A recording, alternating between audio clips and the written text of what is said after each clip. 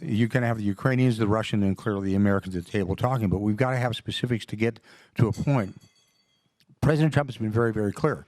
He said this on the very first time he went to the United Nations and the UN General Assembly, and he talked about, if you go back and you look at his talk, he talked about the importance of national sovereignty. Look at his speech. And he said, if you fight for your sovereignty, we will be with you. Okay, he has said that, and he's never abandoned that. So what we've got to figure out is what does this look like?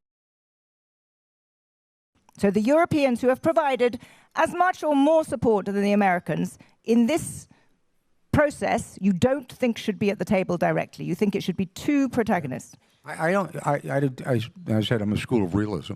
I think that's not going to happen. But I said that's one of the reasons I'm here talking to people.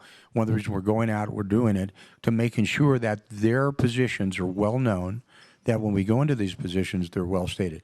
Now, that may be great, like fingers on a chalkboard. That may grate a little bit, but I'm telling you something that's really quite honest.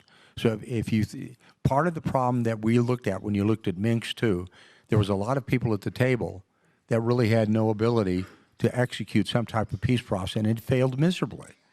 So we're not going to go down that path.